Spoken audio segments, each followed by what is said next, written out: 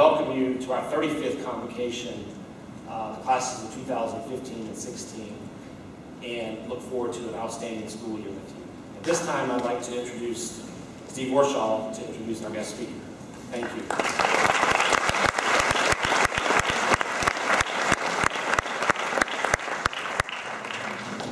Thank you, Dr. Roberts.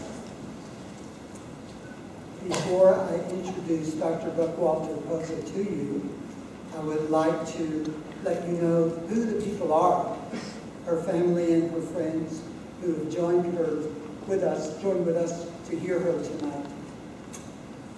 We have Ms. Jean Buckwalter, one of her grandmothers, Ms. Paquita Poza Yucal, another grandmother, Ms. Maureen Dunlap, her aunt, Mr. Daniel Berenson, Ms. Dunlap's partner, Ms. Shane Trutman-Mai, a friend, Mr. Huang Mai, Ms. Trutman-Mai's husband, Mr. Carl Guo, who is also here with Ms. Trutman-Mai, and finally, Ms. Ashley Knight, class of 2004, and clearly still a good friend of Rebecca.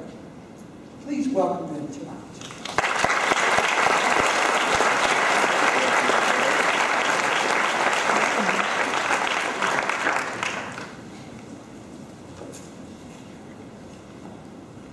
I don't know if you got to read the article about Rebecca in the Stentorian.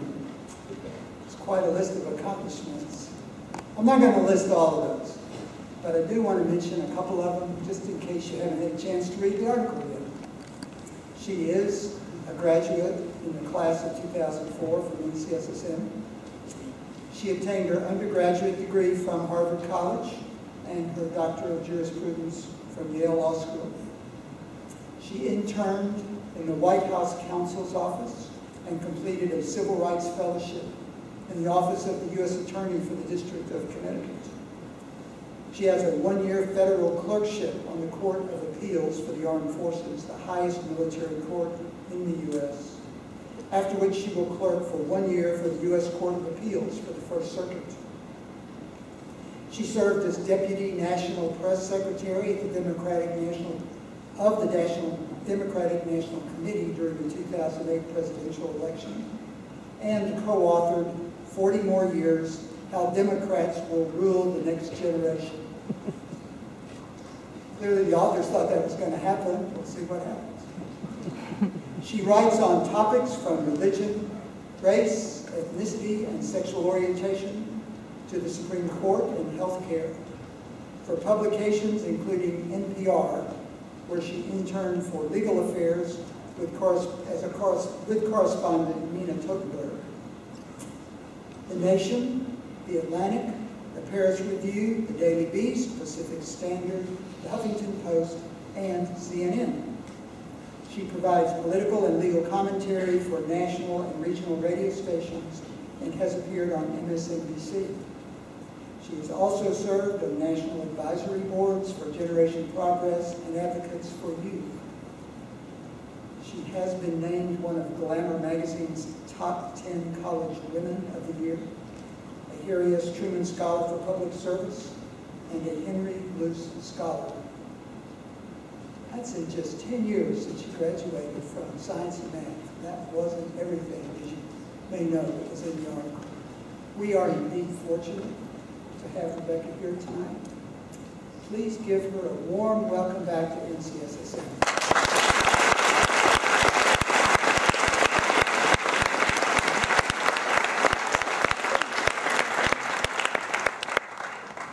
Thank you, Chancellor Roberts, Vice Chancellor Warshaw.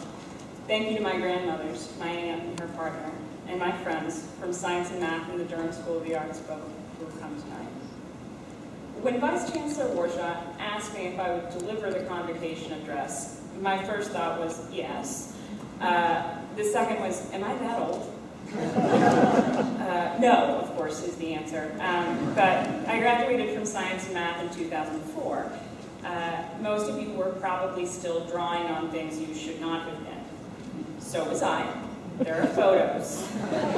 My dorm room walls usually had everything from molecules to timelines of Western civilization on them. On Post-it notes, not on the wall itself. So I'm really glad and very honored to be here. I'm also slightly relieved. Friends who did not get to go to science and math, they're sick of hearing me talk about science and math. Not only do I get to talk about science and math today at Science and Math, you have to listen. So here's how this is going to go. I'll start by telling you a little about my life after science and math, in part because that's what most tweets I receive requested, and in part because I think you're more likely to be patient with me as I tell you about things that are not directly, immediately related earlier in this speech. Then I'll talk about my life and yours at Science and Math, because by then you'll be tired of listening to me and I'll have to get your attention back. Then I'll talk about your life after science and math, and you should definitely be interested in that part of this speech.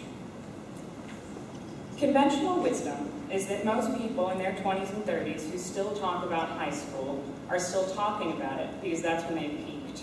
They were prom queen or prom king or whatever. I'm still talking about high school because science and math is the reason that whatever my peak is, it will be higher and greater than anything I could have anticipated for myself before I came here. That will be true for you too. The narrative of my life that I tell, when I'm not supposed to still be talking about high school, starts in college. I talk about the night that I became interested in electoral politics, about election night 2004. I went into Boston, where Secretary Kerry and Senator Edwards were supposed to be giving a victory speech. I stayed until 3 a.m. It was, of course, raining. For those of you considering college in New England, Massachusetts rain is not like North Carolina rain. It is awful. After hearing the election results, we trudged home. And of course, I'd actually become interested in politics while at Science and Math, but I didn't yet understand much about electoral or partisan politics. My household was not particularly political, or at least it was not liberal-leaning. I was interested in policy issues, not parties, ultimately. But the election mattered to me because I realized that the types of policies and laws I really thought would be good for this country were now going to be on hold for at least another 4 years. What clicked for me was this: elections are the foundation of public policy. I could study all I wanted, write as often as someone would publish me, and that didn't mean much if there weren't policymakers who were willing to listen. Any of my various hallmates or teachers could tell you patience has never been my strong suit. So, immediately after the election, I wrote to a political consultant, James Carville, President Clinton's campaign manager. If you watch any political commentary, Carville is the one with the Louisiana accent you can barely understand. I still barely understand him. Why he hired an 18-year-old with no political experience remains unclear. It may have had something to do with the impassioned email I wrote to his office. Didn't he know Senator Kerry should never have written off the South? They lost voters in the Southwest and the Midwest for the same reasons they were losing voters in North Carolina and Virginia. It could also have been something else. His assistant later told me that she misread Harvard and thought I went to Haverford. They never would have hired me if they knew I went to Harvard. I don't blame them. I worked that summer, after my freshman year, at a restaurant not far from here, saved money, and then took off to DC. And then for the next 3 years, I split time between DC and Massachusetts. I got to work on campaigns in Europe and South America, Africa, which was awesome, except for the time I got malaria. But thankfully, I'd had Dr. Brinson, who seems to have had and survived worse in the way of tropical diseases and parasites, so I was not too concerned. By 2008, I understood a lot more about electoral politics. And that election night, I was the Deputy National Secretary of the Democratic Party. That night, President Obama delivered the speech I'd waited 4 years to hear. And this time, I was very happy to be awake at 3 a.m. It helped that it was not raining. 2 months later, I went back to college to finish. I applied to law school. People asked, don't you just want to do campaigns? I didn't. I got into politics because I cared about advocating for good policies and laws. cause. Campaigns play an invaluable role in that process, but I'd rather work for and on policy directly as an advocate. So I went to law school and loved it. This is a story that involves a lot of luck, or what seems to be luck. I'll be the first one to tell you that there was luck involved. Carville's assistant misreading Harvard, for example. But what can often appear to be luck is actually a constellation of other factors. NCSSM isn't just one of those factors. For me, it was the main factor. If at 18 I was better prepared to strike out on my own, more willing to trust my gut than most of my peers to just write a letter and take a semester off from college, it's largely because of science and math. Just partly because it's a residential school, but a lot of people go to boarding schools. I'm not going to give you a list of reasons why these other boarding schools are not as good as NCSSM. It wouldn't be classy. It would also take too long.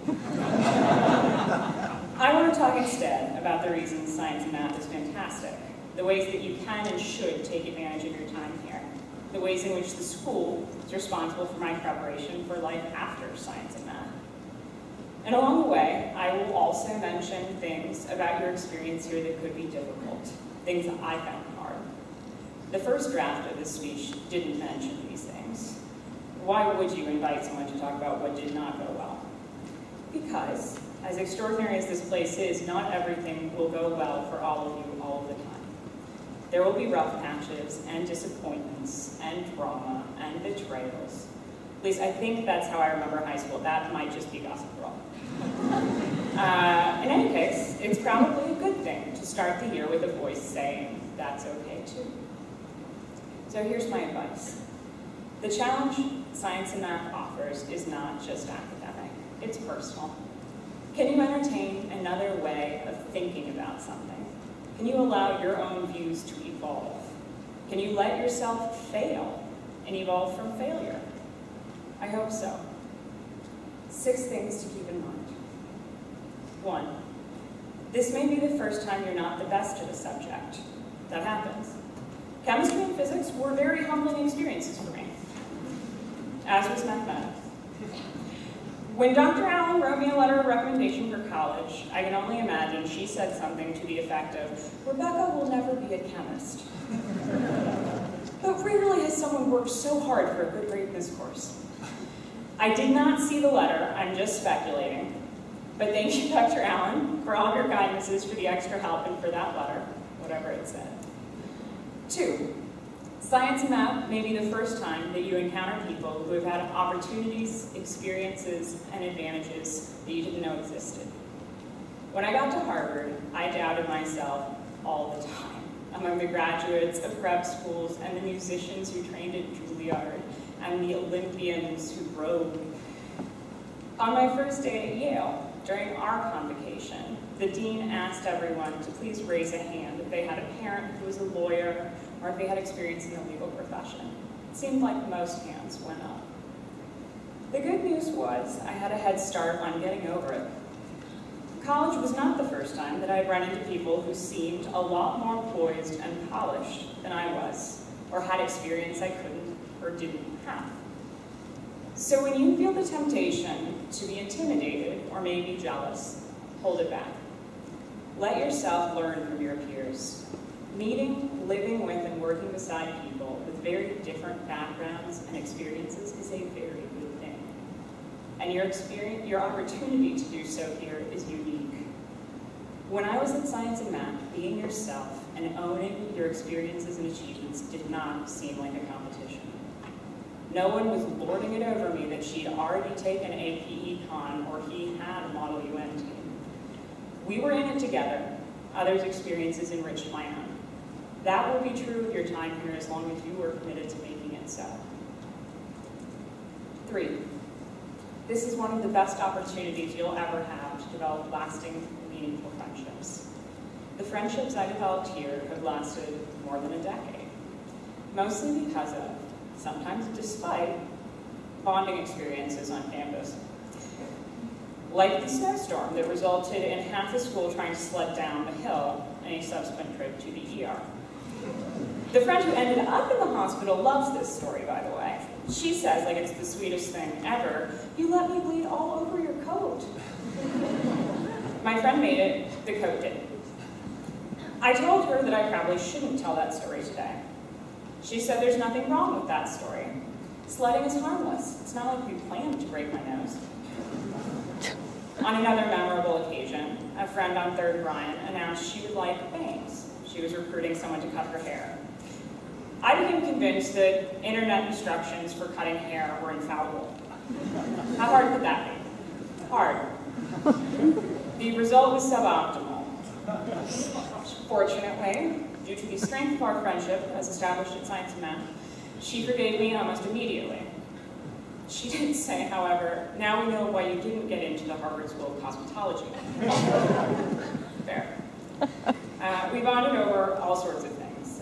We had a series of power outages, and everyone worked in the hallway together to get things done. We had all-white dance parties, in which I was allowed to participate despite not being able to dance. Very kind.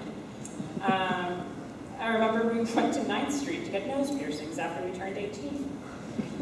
These are memories, not suggestions. The Chancellor and Vice Chancellor will truly regret inviting me if you all go break or pierce your noses. 4, because you have become, or will become, a much more tightly knit community than other high schools, you have a much greater opportunity to make a difference in your friends' lives and they in yours. I asked one of my best friends to share her favorite science and math memories. One was the day she came out to me. Because of where she's from and the experiences that she had had, she was really worried about it. Then she said, "I told you, and you acted like it was totally normal." She felt safe and accepted. I am grateful that that was something that I could give her. And in return, her support made my own process of coming out years later much easier. It may be that here you'll face decisions and situations others don't face until adulthood. I did. You may encounter peers who struggle with depression or eating disorders or addiction, or you may experience these things. I hope you don't face any of these things, but you could. I'm grateful to have faced these things in an environment in which there are people and resources available to help. I can't urge you enough to take advantage of the support available. And with these challenges and others, youth is an advantage. That means that the decisions you make and the actions you take to help others here may have greater meaning and consequence than at any other juncture in their lives. 5, appreciate that these are some of the best, most involved teachers you'll ever have. Not only are your teachers more impressive, more qualified than any other set of teachers, they're more dedicated. Dr. Egales helped me prepare for the AP US History exam on her own time. Dr. Morrison, who never actually had me as a student, adopted me anyway. I've gotten messages from him on several continents. My Nat Phys teacher was the one to teach me how to pick out a prom dress. Halter neck, not strapless. If only I had listened. And when I got sick in my senior year, teachers found a way to help me get through. Teachers here come in early and stay late. They read academic work line by line. They read college essays line by line. That doesn't happen most places, not in high school or ever. Teachers here are overall more open to and interested in forming mentoring relationships than anywhere I've ever been. I benefited from that enormously. You can too. 6, take the chance to fail and learn how to move on. One of the reasons I was surprised to be invited back to Science and Math is that I was not really a model student. I broke a lot of rules. A few were literal rules, actual rules. Teachers, administrators, SLIs, I'm very sorry. More often, I just did things a little differently. Sometimes because I didn't know better. Sometimes because I was stubborn. But often in a good way, because I was in an environment where instructors reinforced the idea that testing limits and exploring boundaries, that was a good thing. Succeeding at Science and Math is not about being perfect. It's often about being willing to be imperfect. If you don't understand, ask the question. Admit your limits. You'll have to hit your limits to push past them. In general, just be willing to try, even if you're not sure you'll succeed. And whatever your path, you'll be better off for that willingness. When you open yourself to the many new experiences you can have here, you gain the opportunity to find what one teacher calls a place of grace, your sense of self, your core that will carry you forward. And here's my advice for after science and math. When you leave science and math equipped with all of these advantages, be yourself. Usually people just say, be yourself, and expect that phrase to self-execute. It's more complicated than that. So I have some more specific advice. Please, please do not exaggerate or lie. You will be tempted. A lot of people do it in little ways and big ways. The obvious reason not to do so is this: it's wrong. But you're also setting yourself up for a fall. You could get caught during an interview process. I know of a woman who sits on a scholarship panel who speaks 6 languages. It is among her favorite hobbies, one of her favorite hobbies, I think, to test applicants on languages they claim to be fluent in. This has happened to me. Not failing, but being tested. If you're not found out in an interview, you could get caught later. And most of the time, this is the best reason not to be tempted into being inauthentic. Your best asset is authenticity. If you begin from a foundation of insincerity or insecurity, you've thrown that away already. The other piece to being yourself is this: trust yourself. Don't ask why me, ask why not me. Many of the choices I made along the way seemed risky. What if the Carville internship didn't work out? What if I'd lost my job after leaving school for the campaign? In part because of science and math, I was confident enough to take calculated risks. And I was confident that I was up to the opportunities that I was given. John Updike said 4 years was enough at Harvard. I still had a lot to learn, but I had been given the liberating notion that I could now teach myself. Whether you go to Harvard or UNC, Haverford or NC State, you go already having been liberated in this way. At NCSSM, you learn how to learn. All of the advantages, all of the perks of science and math, learning from classmates, building relationships with teachers, becoming more confident, these require keeping an open mind. So does the challenge that comes after. Your generation is going to face a series of false dualisms. In fact, it's already started. In politics, it's red and blue. In policy, it's idealists and pragmatists. Academia has theory and practice. It's minorities' rights by race or ethnicity or religion or gender or sexual orientation instead of just human rights. And these all boil down to us and them. The challenges that we face across local, state, and national borders differ in the details. But the crises of these past few years, from economics to epidemics, have demonstrated how tightly linked our lives are becoming. Your education at Science and Math will help you begin to think more broadly about your lives and those of others, about your capabilities and those of others, and to recognize the connections among us. It's important that you embrace this opportunity to expand academic and personal horizons, because there is no them, there is only us, communities from local to global that can only succeed in fighting challenges through a willingness to work together.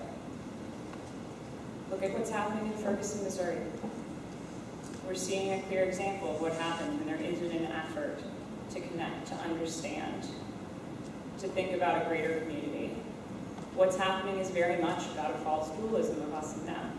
It's a failure to see that we're all part of the same people, same American people, the same rights, shared experiences. It's critical that you begin thinking about how to approach and handle these issues, because soon it will be your generation, the class of 2015, class of 2016, that has to address them. In the meantime, over this year or two, be grateful, be proud. Remember that it is okay to keep talking about where you went to high school when you went to a high school as amazing as science and math. Thank you for making me part of this day. Best of luck.